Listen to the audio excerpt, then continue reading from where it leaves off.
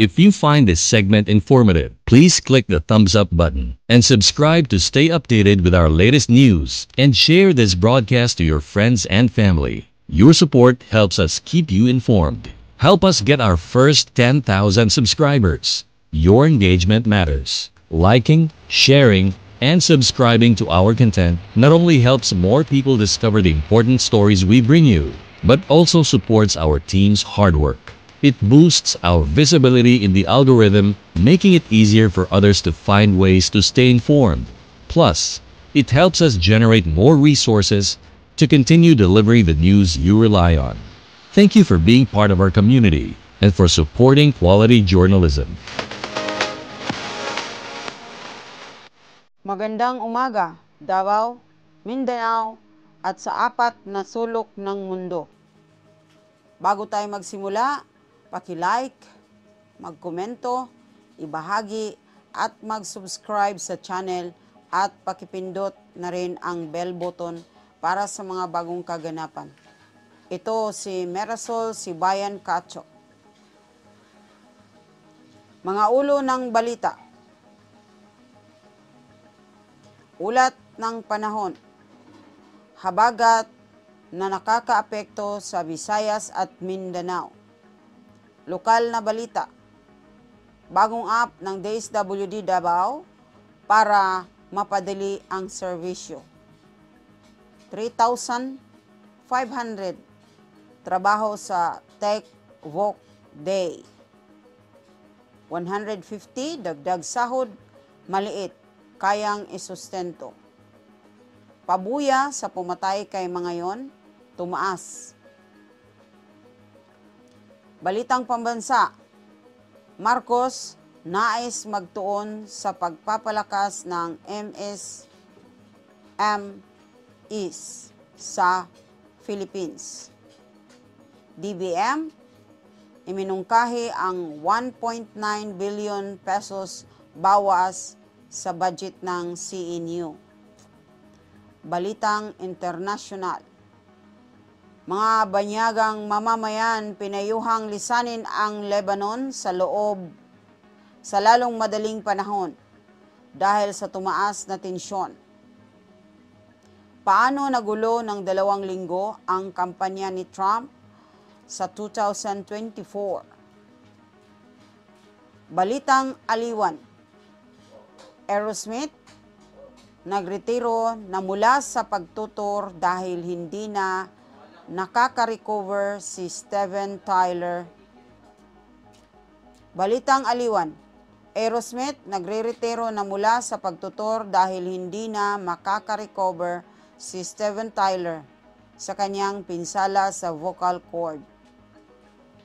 SNL star Molly Kearney aalis din sa show bago mag-season 50. Balitang palakasan. Carlos Yulo magtatangka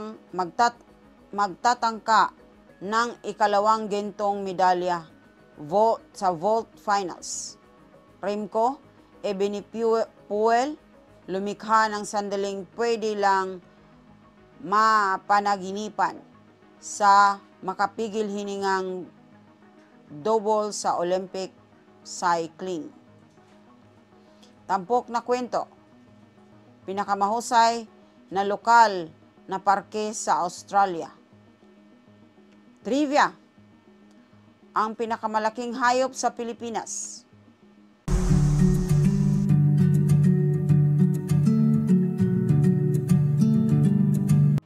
Ulat ng panahon. Habagat na nakakaapekto sa Visayas at Mindanao. Ang Mindanao at natitirang bahagi ng Visayas ay makakaranas ng bahagyang maulap hanggang maulap na kalangitan na may mga panakanakang pag-ulan o pagkulog at pagkidlat dahil sa habagat. May posibilidad ng mga pagbaha o pagguho ng lupa sa panahon ng malalakas na ulan.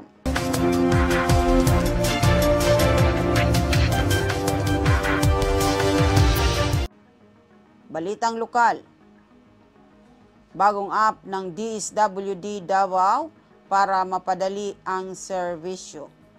Ang Department of Social Welfare and Development, Davao Region, DSWD Davao, ay hinikayat ang mga miyembro ng Pantawid Pamilyang Pilipino Program or 4Ps na gamitin ang bagong app upang mabawasan ang paggamit ng papel. Ang app na binuo sa pakikipagtulungan sa Aquila Softwares ay naglalayong padaliin ang access sa pangangalagang pangkalusugan at mga transaksyon para sa mga benepisyaryo. Habang ang inisyatibang ito ay naaayon sa mga pambansang pagsusumikap sa digitalization. May ilang nasa malalayong lugar ang nag-aalinlangan sa teknolohiyang ito. Ang app na tinatawag na Clinics Plus ay ilulunsad sa August 9 at magsisilbi mula sa Davao del Sur na may plano na palawakin ito sa Davao City. Ang proyektong ito ay suportado ng Aquila Softwares nang walang karagdagang pundo mula sa 4Ps. 3,500 trabaho sa Tech Voc Day.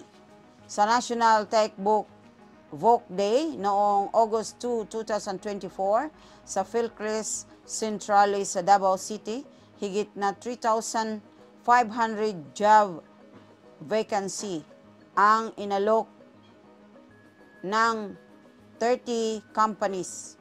Ang kaganapan na inorganisa ng TESDA Davao sa pakikipagtulungan sa peso at dole ay tampok ang 20 local at 10 overseas employers.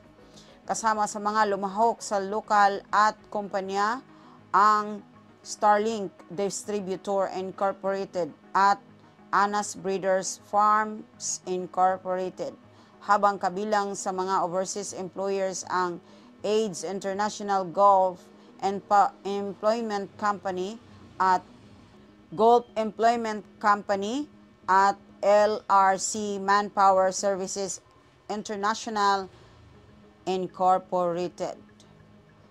Naganap din ang mga job fair sa iba't ibang lugar, kabilang ang Robinson's Place sa Davao del Norte.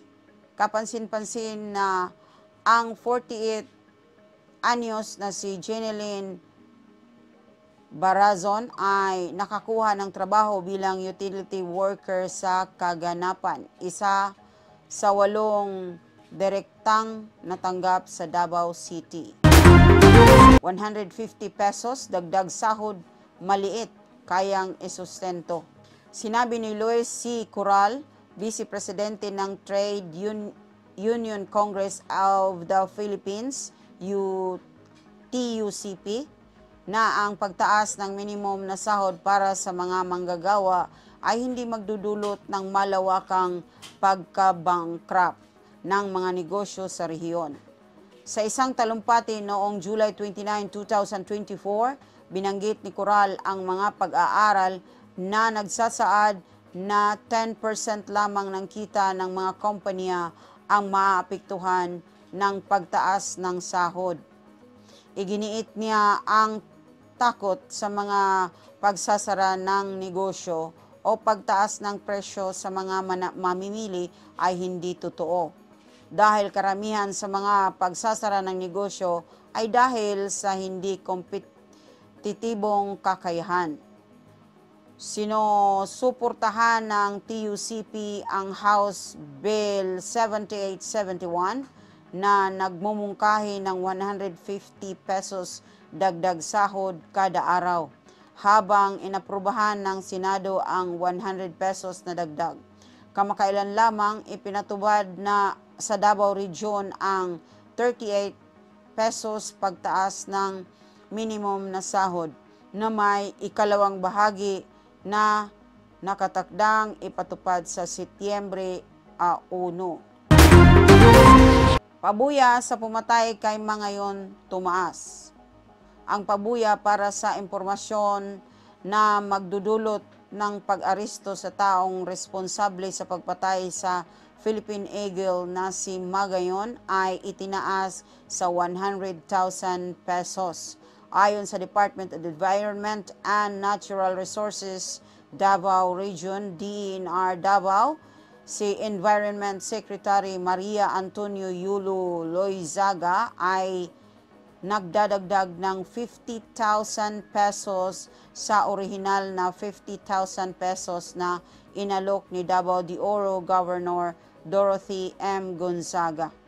Layunin ng pagtaas na ito na mapabilisin ang investigasyon.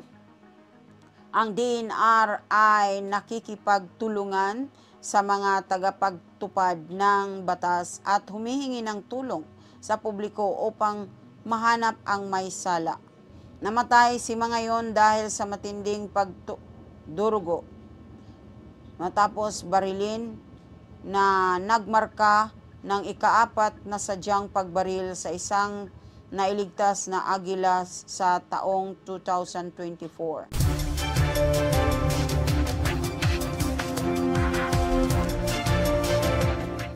Balitang pambansa, Marcos nais magtuon sa pagpapalakas ng MSMEs sa Philippines.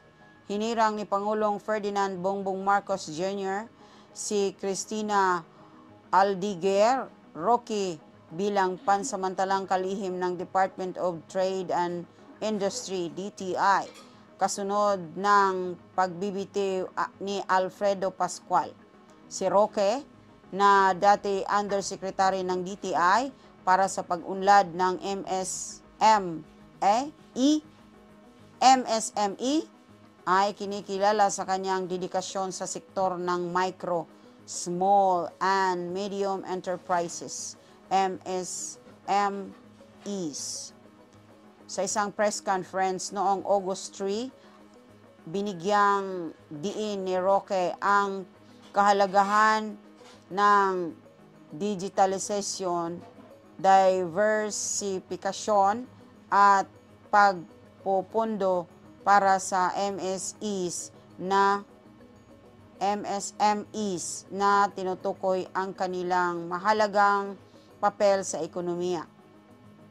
Plano niyang ipatupad ang isang 5-point strategies kabilang ang paggamit ng AI upang mapadali ang mga operasyon at madaling access sa pautang para sa mga MSMEs na walang collateral.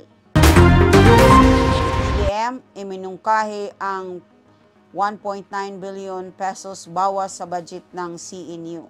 Ang Cebu National University, CNU, ay nahaharap sa iminungkahing pagbawas ng budget na higit sa 1.9 billion pesos para sa akademikong taon 2025 na magreresulta sa 534.5 million pesos mula sa 2.52 billion pesos.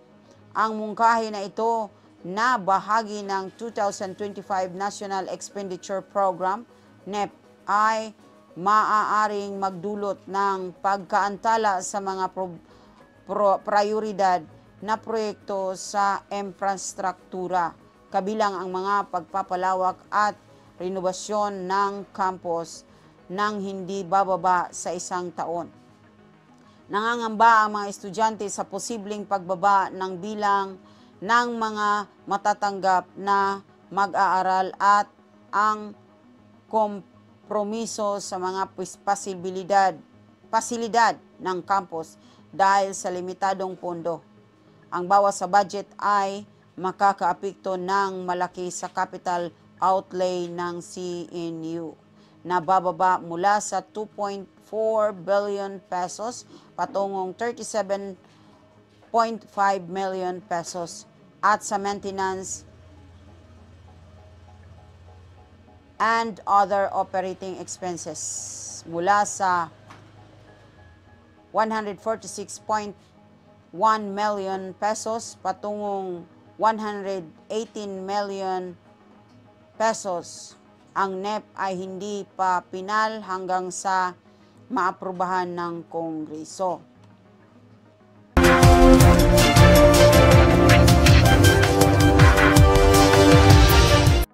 Balitang international. Mga banyagang mamamayan pinayuhang lisanin ang Lebanon sa lalong madaling panahon dahil sa tumaas na tensyon. Bilang tugon sa tumaas na tensyon sa rehiyon, maraming bansa, kabilang ang US, UK at France, ang humimok ng kanilang mga mamamayan na umalis ng Lebanon.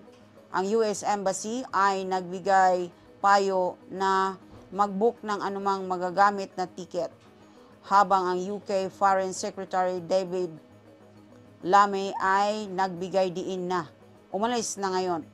Ito'y kasunod ng banta ng Iran ng paghihiganti sa Israel para sa pagpatay kay Ismail Haniyeh, pinuno ng Hamas na asatiran, at sa pagpatay sa pangunahing komander ng Hezbollah na si Fuad Shukur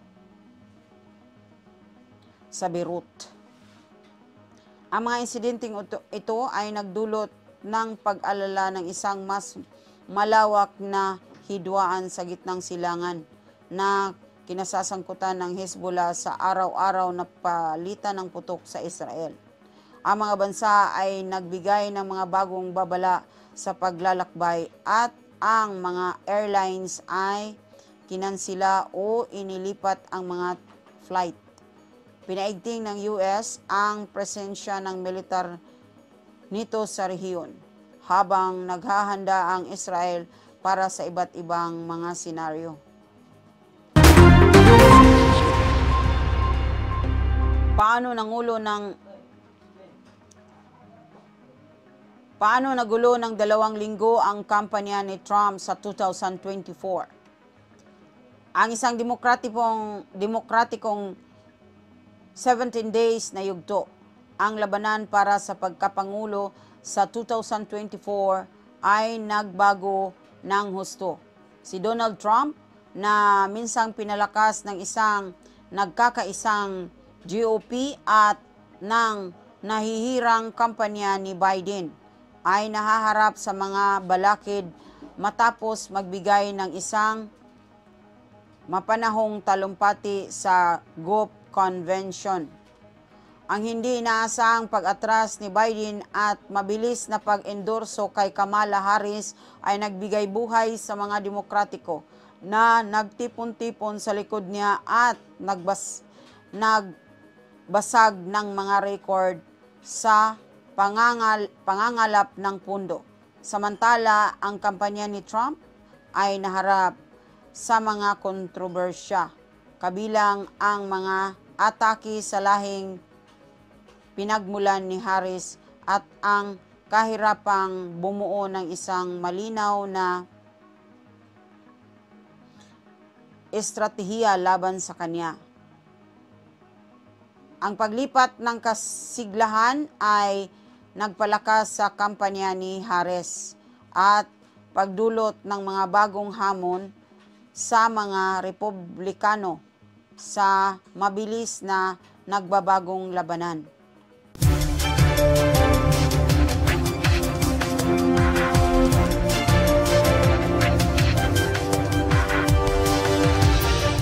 Balitang aliwan. Aerosmith magre-retiro na sa pagtutour dahil sa hindi posibleng ganap na paggaling sa pinsala ng vocal cord ni Steven Tyler. Inanunsyo ng Aerosmith ang sikat na rock band na kilala sa mga kantang Dream On at Johnny's Got a Gun ang kanilang pagre-retiro sa pagtutour. Sa isang emosyonal na pahayag sa Instagram at X, ipinahayag ng banda na sila'y magpapahinga muna sa entablado dahil sa pinsala sa vocal cord ni Steven Tyler na mahirap pagalingin ng lubusan. Si Tyler, 76, ay nagkaroon ng fracture sa iris noong nakaraang taon na nagdulot ng pagkaantala at pagkakansila ng mga petsa ng tour. Sa kabila ng kanilang mga hamon, ipinahayag ng Aerosmith ang kanilang pasasalamat sa suporta ng kanilang mga tagahanga at karangalang maging bahagi ng kanilang buhay sa pamamagitan ng kanilang musika. Ang banda na nabuo noong 1970 na na-induct sa Rock and Roll Hall of Fame noong 2001 ay nagdesisyon na tapusin ang kanilang karir sa pagtutur sa kanilang Peace Out Farewell Tour. SNL star Molly Kearney aalis na rin sa palabas bago ang season 50. Inanunsyo ni Molly Kearney ang kanilang pag-alis sa Saturday Night Live sa isang post na sa Instagram na markahan ang pagtatapos ng kanilang 2 season na pagtatrabaho. Si Kearney, ang unang non-binary cast member ng palabas, ay nagpahayag ng pasasalamat sa kanilang panahon sa SNL at pinuri ang talento ng mga manunulat at cast. Ang kanilang pag-alis ay kasunod ng anunsyo ni Punky Johnson na aalis na rin sa palabas na ginawa noong nakaraang araw. Ang NSL na nagsimula noong 1975 ay papasok na sa ika-50 season nito ngayong taglagas. Ang CNN ay humingi ng pahayag tungkol sa pagbabagong ito sa cast.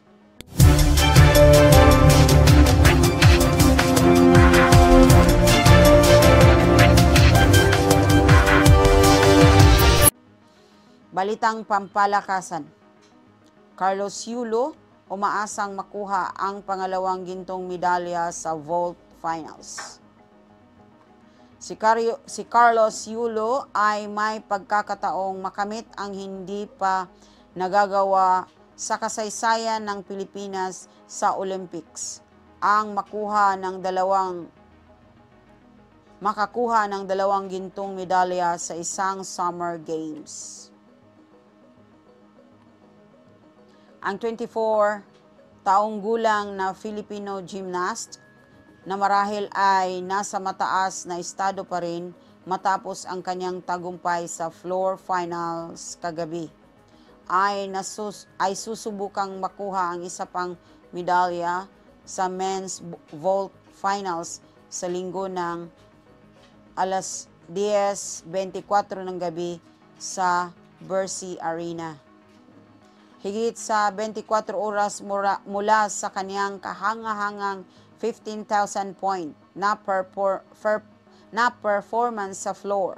Layunin ni Yulo na lalong itatak ang kanyang pangalan sa kasaysayan habang siya'y sasabak sa vault finals, kung saan makakaharap niya ang matinding mga kalaban. Remco Evenepoel, lumikha ng sandaling pangarap lang niya na nakakakilig na dobleng tagumpay sa Olympic cycling. Ginawa ni Remco Evenepoel ng Belgium ang kasaysayan sa pamamagitan ng pagiging unang lalaking siklista na nanalo ng gintong medalya sa parehong road race at time trial sa parehong Olympic Games.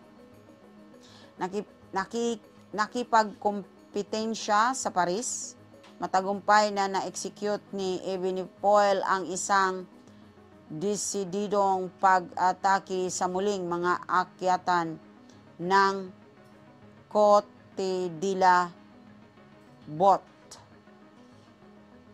Mount Matre, kung saan siya ay humiwalay sa ton at nalampasan ang isang huling teknikal na problema. Natapos siya ng higit na 1 minuto sa unahan ng naka-silver medalist na si Valentin Moudois ng France. Sa pagdiriwang sa ilalim ng Eiffel Tower, ipinahayag ni Evenepoel ang kanyang pagmamataas sa kanyang mga nagawa, lalo na't nakatanggap siya ng matinding suporta mula sa mga Belgian sa ruta. Ang tagumpay na ito ay idinagdag sa kanyang kamakailang tagumpay sa Tour de France.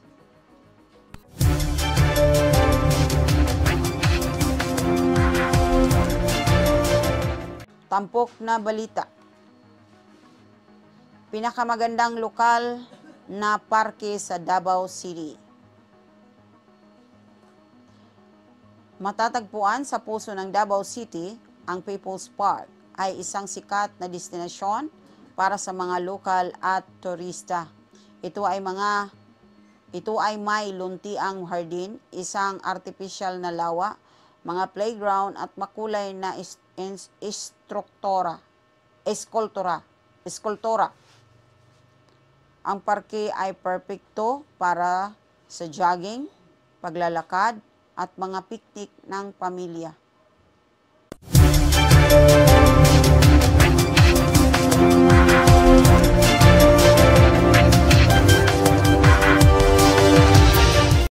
Pinakamagandang lokal na parke sa Australia. Matatagpuan sa puso ng Sydney, ang iconic na hardin na ito ay nag-aalok ng kamanghamanghang tanawin sa Sydney Harbour, Opera House at skyline ng lungsod. Ito ay mayroong iba't ibang koleksyon ng mga halaman, mga daanan para sa paglalakad at mga lugar para sa picnic.